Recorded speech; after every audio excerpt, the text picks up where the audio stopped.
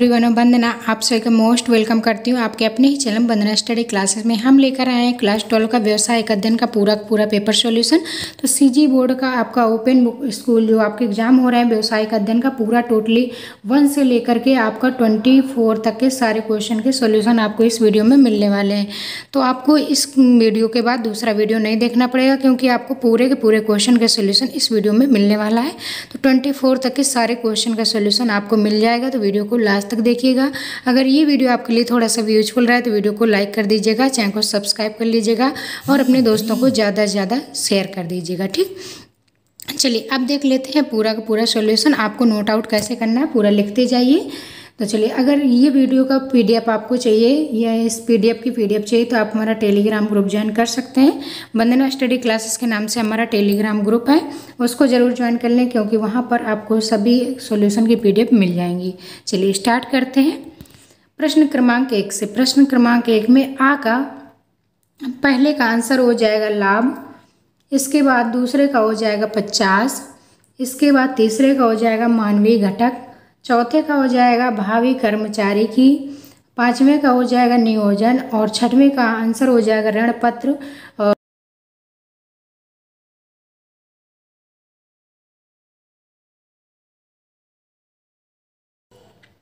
अब देख लेते हैं खंड बा के आंसर। ठीक, तो पहले में आपको लिखना है नियोजन, दूसरे में लिखना है अंतर्राष्ट्रीय व्यापार, तीसरे में कटार या पूंजी, चौथे में अधिक और पांचवें में स्तंभ। ठीक, इस तरीके से अब देखेंगे सा नंबर। सत्य असत्य देखना है, ये आपके रिक्त स्थान थे, फिल कर लेना है आपको।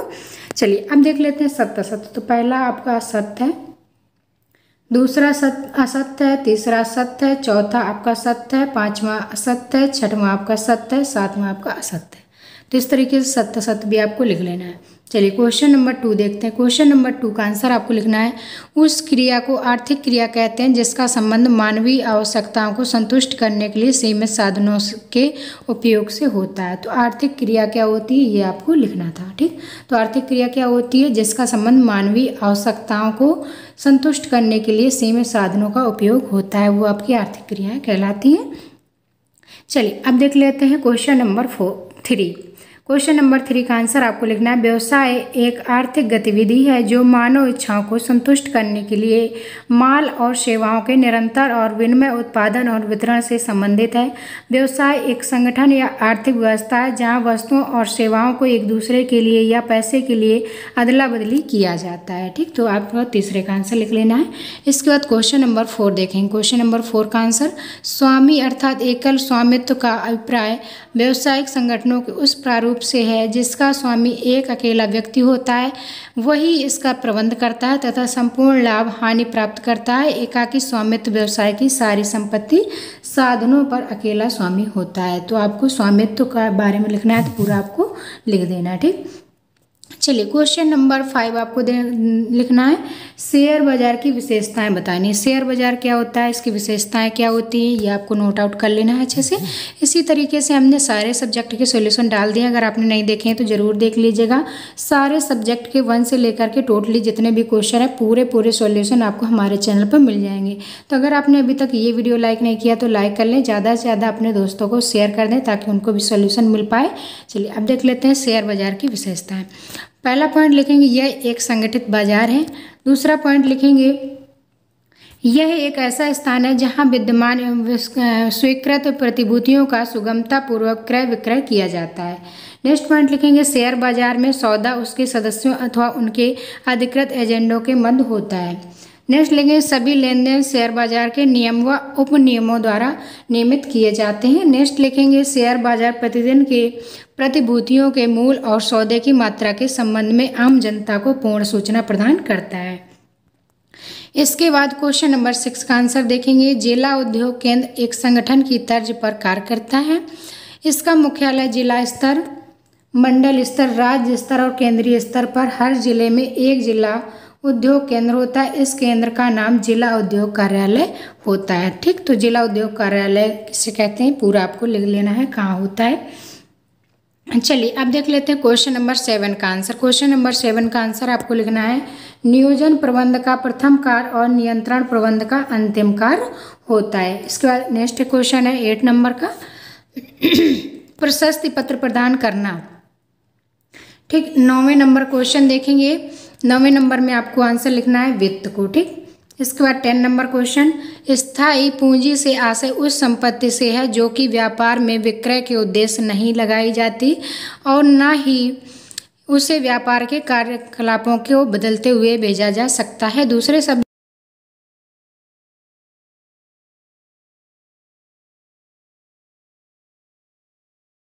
स्थायी पूंजी क्या होती है पूरा आपको नोट आउट कर लेना है। ठीक, चलिए अब देख लेते हैं क्वेश्चन नंबर 11। क्वेश्चन नंबर 11 का आंसर लिखना है national stock exchange NSE Bharat का सबसे बड़ा एक्सचेंज है। तो ये आपको लिखना है NSE क्या है, तो ये भारत का सबसे बड़ा एक्सचेंज है। इसके बाद 12 नंबर क्वेश्चन का आंसर देख लेना है। 12 नंबर का आपका आंसर लिखना है व्यवसायिक जो गुणों की प्रवृत्ति होती हैं उन प्रवृत्तियों को लिखना है। अनिश्चितताओं के कारण व्यवसायिक जोखिम उत्पन्न होते हैं। जोखिम हर व्यवसाय का एक अनिवार्य हिस्सा है। जोखिम की मात्रा मुख्य रूप से व्यवसाय की प्रकृति और आकार पर निर्भर करती है। जो गेम उठाने के बदले में मिलने वाला प्रतिफल लाभ होता है। ठीक, तो ये व्यवसायिक जो गुण हैं उनको लिख देना है। इसके बाद क्वेश्चन नंबर 13 का हल।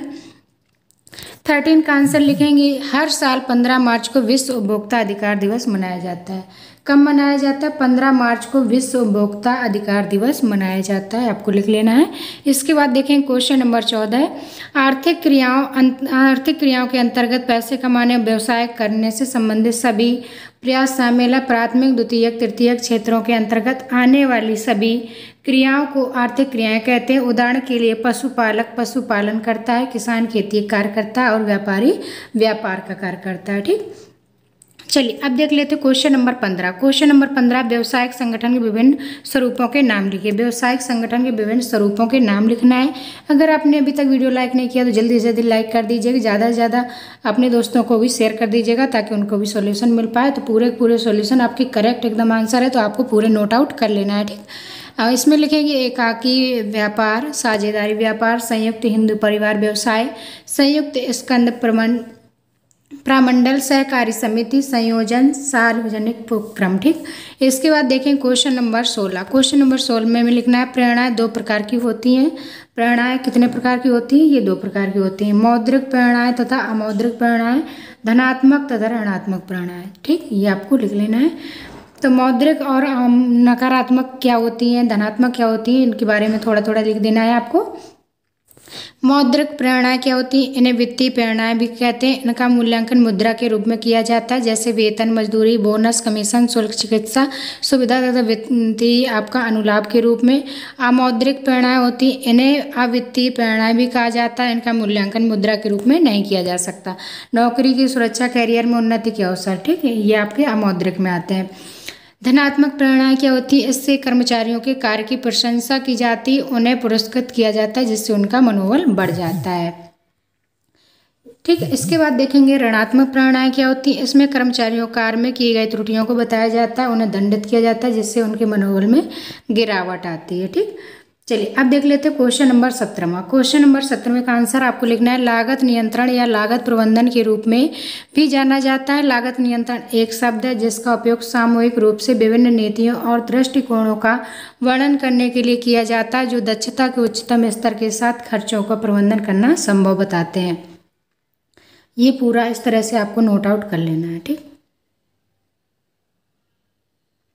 चलिए अब देख लेते हैं क्वेश्चन नंबर 18। क्वेश्चन नंबर 18 का आंसर लिखना है आपको नियोजन वांछित परिवर्तन लाने का एक तरीका है। नियोजन भविष्य में देखने की विधि अथवा कला है। इसमें भविष्य की आवश्यकताओं का पूर्वानुमान लगाया जाता है ताकि लक्ष्यों की प्राप्ति के लिए किए जाने वाले प्रयासों को उनके अनुरूप ढाला जा सके। नियोजन की परिभाषा क्या होती है? जॉन ई इलियट के शब्दों में लिखेंगे नियोजन क्रिया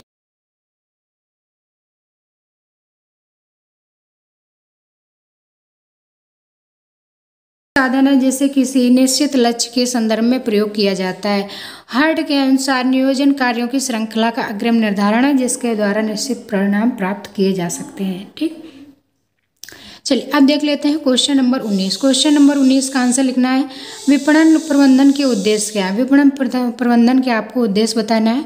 ग्राहकों को संतुष्टि प्रदान करना विपणन प्रबंधन का मूलभूत उद्देश्य ग्राहकों को संतुष्टि प्रदान करना। इस दृष्टि से विपणन प्रबंधन को कोई उत्पादन विपणन के लिए प्रस्तुत करने से पूर्व वैज्ञानिक रूप से ग्राहकों की आवश्यकताओं का अध्ययन करना चाहिए। माल अथवा सेवाओं का विक्रय उतना महत्वपूर्ण नहीं है जितना कि ग्राहकों की संतुष्टि। यदि देखा जाए तो विपणन प्रबंध का आरंभ एवं अंत सदैव ग्राहकों की संतुष्टि से होता है। व्यवसाय के विकास के लिए लाभों में वृद्धि करना देखा जाए तो ये पूरा आपको नोट आउट कर लेना, ठीक। चलिए अब देख लेते हैं क्वेश्चन नंबर 20। क्वेश्चन नंबर 20 का आंसर आपको लिखना है वैज्ञानिक विश्लेषण किसी भी योजना को कार्यान्वित करने से पूर्व कुशल प्रबंध उसके विभिन्न अंगों का वैज्ञानिक विश्लेषण एवं उपयोग करके देख लेते हैं कि उसकी उपयोगिता तथा उपयोगिता किस सीमा तक पर्याप्त होती है। नियमों का समूह वैज्ञानिक प्रबंध को लागू करने के लिए नियमों का समूह का निर्माण किया जाता है। इन्हें कठोरता से लागू भी किया जाता है। निश्चित योजना वैज्ञानिक प्रबंध का सबसे मुख्य लक्षण है कि प्रत्येक कार्य को आरंभ करने से पूर्व निश्चित योजना तैयार की जाती है। सारा कार्य उसी योजना के अनुसार ही संपन्न होता है। कार्य क्षमता में वृद्धि वैज्ञानिक प्रबंध की प्रत्येक योजना में श्रमिकों की कार्य क्षमता का सबसे अधिक ध्यान रखा जाता है। चलिए अब देख लेते हैं इसका नेक्स्ट पॉइंट है मानसिक क्रांति। वैज्ञानिक प्रबंध मानसिक क्रांति पर बल देता है, पूरा आपको लिख लेना है। इसके बाद देखेंगे क्वेश्चन नंबर 21 का आंसर। 21 का है पूर्वाधिकार अंशों तथा समता अंशों में अंतर लिखना है। तो आपको पूर्वाधिकार अंशों और समता अंशों में क्या अंतर होता है, दोनों में डिफरेंस लिखना है। वित्त की अवधि कंपनी के स्थायित्व के लिए समता अंश का निर्गमन किया जाता है क्योंकि इनका कंपनी के जीवन काल में भुगतान नहीं होता, परंतु मध्यावधि की वित्त आवश्यकता के लिए पूर्वाधिकार अंश एवं ऋण पत्र जारी किए जा सकते हैं एवं निर्धारित अवधि के लिए पश्चात इनका भुगतान भी किया जा सकता है। प्रतिफल ऋण पत्रों पर ब्याज एवं पूर्वाधिकार अंशों पर लाभांश आदि कंपनी की आय इन प्रतिभूतियों की प्रत्यय की दर से कम है तो ये कंपनी पर बोझ हो जाती है, परंतु क्षमता अंशों पर प्रतिफल कंपनी के लाभों पर निर्भर करता है, ठीक। वित्तीय संरचना का लचीलापन जो कि कंपनियों तीनों प्रकार की प्रतिभूतियों का निर्गमन करती हैं, वे अपने वित्तीय ढांचे को लोच लाती हैं। इसके बाद देखेंगे क्वेश्चन नंबर 22। क्वेश्चन नंबर 22 का आंसर देखना है विज्ञापन का माध्यम। विज्ञापन का माध्यम आपको लिखना है समाचार पत्र, पत्रिकाएं, टेलीविज़न, रेडियो, इनके बारे में लिखना है, ठीक। तो समाचार पत्र के बारे में लिखेंगे। आज समाचार पत्र गांवों, शहरों, सभी स्थानों पर लोगों द्वारा समाचार पत्रों को पढ़ा जाता है। समाचार पत्र विज्ञापन का एक अच्छा साधन है। समाचार पत्र सभी प्रकार के व्यवसायों के लिए उपयुक्त है। समाचार पत्र में वस्तुओं एवं सेवाओं की विस्तृत जानकारी विज्ञापन द्वारा दी जाती है। समाचार पत्र दैनिक, साप्ताहिक अथवा पाक्षिक होते हैं। हमारे देश में दैनिक समाचार पत्रों में Hindustan, Navbharat times, Hindustan times, times of India आदि राष्ट्रीय स्तर के समाचार पत्र हैं। प्रादेशिक स्तर के समाचार पत्रों में दैनिक भास्कर, राजस्थान पत्रिका, दैनिक नवज्योति आदि मुख्य समाचार पत्र हैं, ठीक। पत्रिकाएं क्या होती है, पत्रिकाएं एक निश्चित समयांतर जैसे साप्ताहिक, पाक्षिक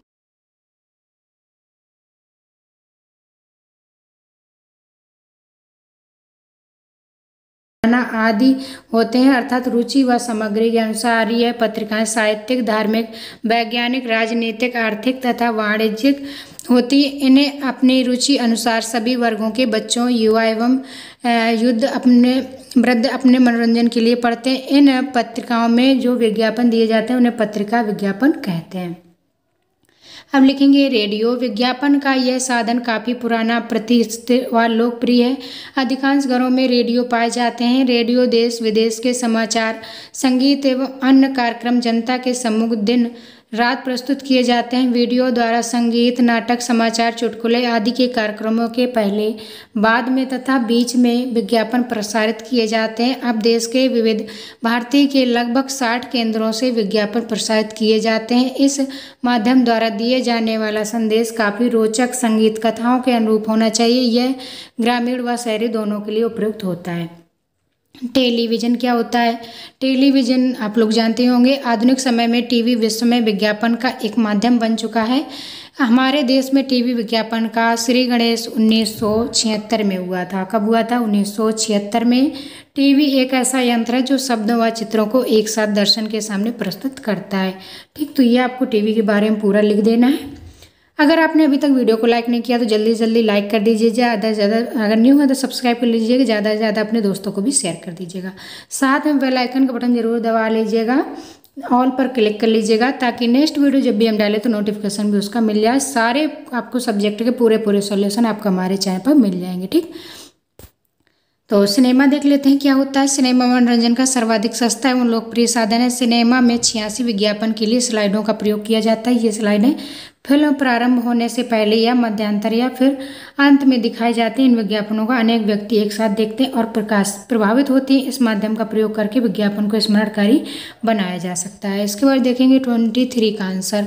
वित्तीय नियोजन की विशेषताएं। किसी भी व्यवसाय का भविष्य एवं उसकी सफलता बहुत बड़ी सीमा तक उसकी वित्तीय योजना पर निर्भर करती है। अतः एक व्यवसाय की वित्तीय योजना बहुत अधिक सावधानी पूर्वक तैयार की जानी चाहिए। एक श्रेष्ठ वित्तीय योजना में विशेषताएं क्या क्या होती हैं ये आपको नोट आउट कर लेना है। सरलता, उपयोगिता, ये उपयोगिता, पूर्णता, ये आपको पूरा लिख लेना है। इसके बाद देखेंगे क्वेश्चन नंबर 24। क्वेश्चन नंबर 24 में आपको ये सारणी बनानी है। तो कुछ इस तरह से हम जूम कर दे रहे हैं, आपको सारणी बना लेना है। आपको इसमें लिखना है आधार, विक्रय, विपणन। ठीक, तो इसमें संकल्पना, प्रक्रिया, समारोह, तो ये आपको पूरा लिख लेना है। विक्रय क्या होता है? बिक्री एक संकीर्ण अवधारणा है। मार्केटिंग एक व्यापक धारणा है। विपणन में लिख देना है आमतौर पर एक से अधिक प्रत्यक्ष गतिविधि है, और इसमें विपणन में लिखना है एक से कई अप्रत्यक्ष गतिविधि है।